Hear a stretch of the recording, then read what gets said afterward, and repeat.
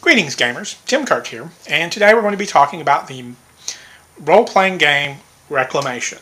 Now, this one was highly recommended by a friend of mine on his blog, so I picked it up and read it and thought I can see why he's recommending it, but I don't necessarily agree that I would recommend it. In general, part of the reason is the mechanics, and part of the reason is the tone of the setting. Now, on the surface, it looks like a fantastic game. It's got good ideas and fairly good implementation of some of those good ideas, but it's also got some bad ideas, like any role-playing game.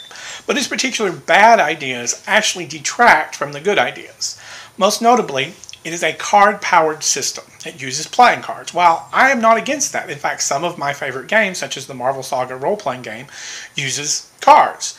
But it uses a single deck that has been tailored specifically so that results will tend to clump around the middle, and you can get higher results and lower results less often, which makes a character fairly reliable in what they can do. Now, there are tricks and features that Marvel Saga does that, you don't necessarily need in every game, but works for it.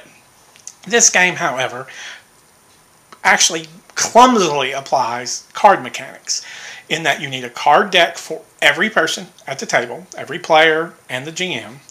You're often subtracting cards of different colors or adding cards of the same color together. And since you have added so many decks of cards and you're now adding and subtracting them based on what cards come up, you have effectively removed the purpose of one of the purpose of cards that can make a game interesting and functional and focused, and that is very simply you've created a level of randomness that could be resolved with dice, which nothing wrong with dice. I like dice games too. I just am willing to accept different resolution mechanics so long as they're cheap, easy to use. This is not easy to use. It actually in many ways makes it more difficult to use cards because of so many card decks needed. I mean, do you have 6 to 7 card decks for your players to use? I went out and bought 6 decks. Cost about the same as 1 pack of dice, so it's cheap to do so, but unless you have it on hand, you definitely don't want to be picking up this game. Or unless you want to spend $10 and provide cards for everybody, you don't want to pick up this game.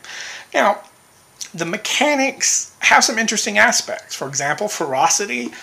When you're playing the game, where you can set your player character's ferocity, how ferocious their attack is, and that can affect how well it hits and how much damage it does, which is a good idea, but I have some issues with it. Now, I'm not exactly sure because my memory of the game is a little bit marred from not having read it just yesterday, but my problem with the ferocity thing is a well-timed or precise attack on the right spot is actually more damaging and more lethal than a really powerful blow to the wrong spot.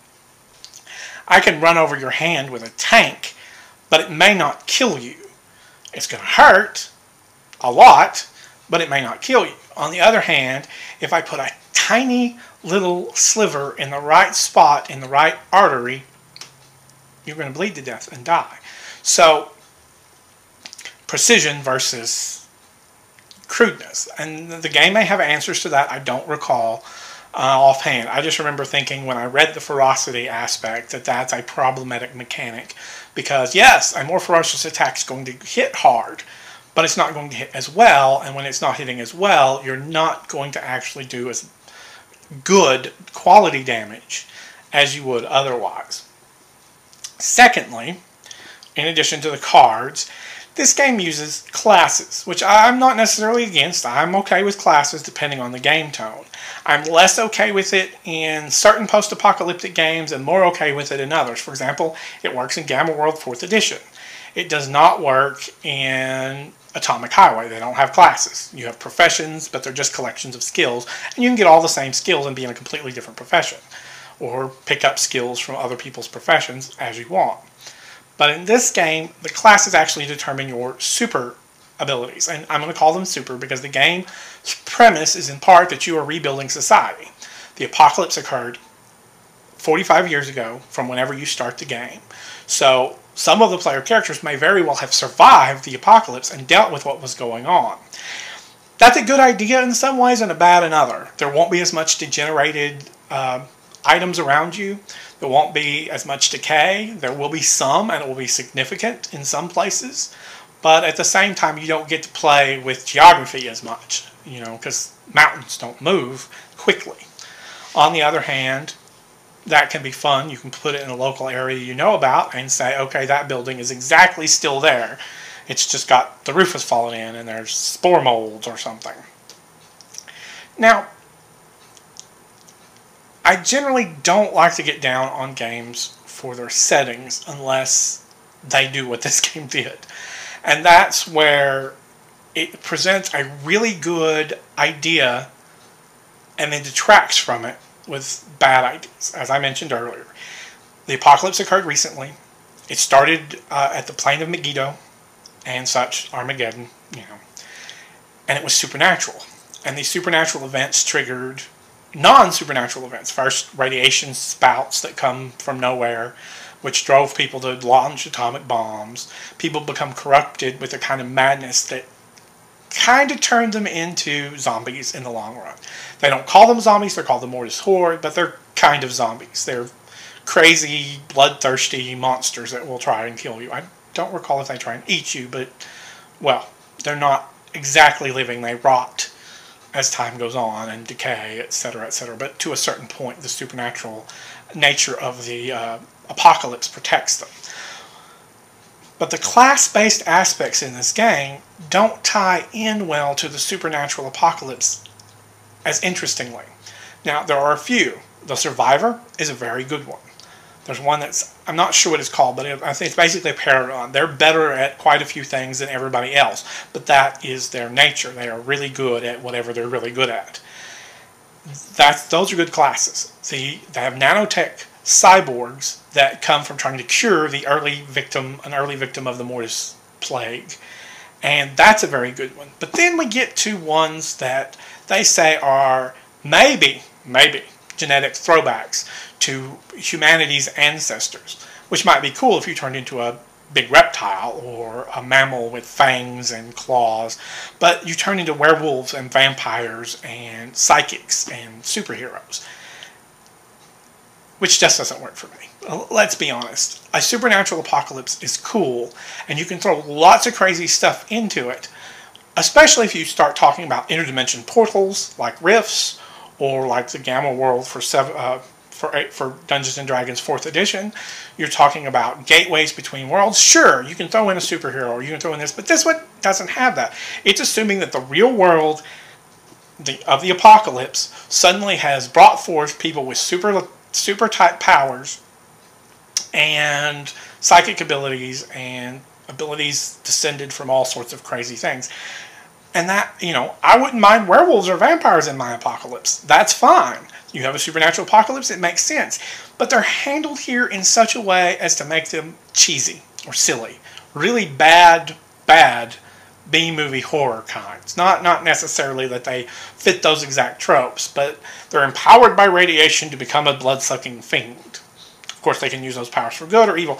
And then there's ones like you can be transformed into a dragon man or a devil person. You're getting farther and farther away from my suspension of disbelief, bar. You've basically taken it and here's my bar, everything beneath it here is what I believe, and you just leapt over it by, 150 feet, something, And that's where this game sadly fails for me. It's got some neat ideas, some really solid ideas. The apocalypse is a neat idea. The near future is an okay idea. Neither good nor bad. But the classes fundamentally falter for me as believable character types. It doesn't have random mutations for player characters, which I generally kind of like because, that's part of the fun of some post-apocalypse is that your character has some freaky stuff that other normal people don't have. Even if they had avoided that, if they had ditched most of the later classes, kept the nanotech, the survivors, and the paragons, and maybe one other class type, and ditch the spellcasters and the devil men and the dragon men and the werewolf men, and it would have been a great game, but they didn't. Combined with this kind of cruddy combination setting that I didn't care for. And this really obtuse card-based mechanic that requires you to have cards for every person. It just doesn't fulfill its promise that my friend suggested on his blog. It could have been a great game, I think, if the mechanics were simpler, if they streamlined the history and really made it feel either supernatural or technological or combined the two in an elegant, intelligent way. But they didn't. This is not to say it's a bad game. You may enjoy those things. You may like the B-movie aspects of it. And I don't mean old B-movies, just for the record. I mean modern B sci-fi channel movies. As in, not even made by somebody else and we bought the rights to show it. I'm talking about made by sci-fi for sci-fi when they really flub it. And they occasionally get good things.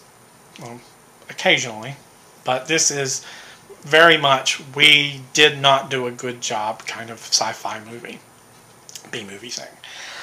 Which is a shame. It's got very nice art. The cover art is fairly nice. Not great, but it's a published independently small press role-playing game, so I don't expect a whole lot from the art. But it's actually pretty good. It's got really great concepts. It just kind of dives off the deep end in a way that I didn't find interesting or good. Next time, I will probably talk about Mutant Epoch, and if I can squeeze it in, I will talk about Science and Super Sorcery, or Sorcery and Super Science, I don't recall which way the title is, which is seemingly inspired by Thundar cartoon, which is one of my favorite post-apocalyptic medias, for the record. So I may be very harsh on that game book, and I want to let you know in advance. If it's your favorite or something, you may not want to watch when I actually get to that video, because it gives me a little bit of a hint that Thundar is involved, and, well, we'll see. Take care. See you.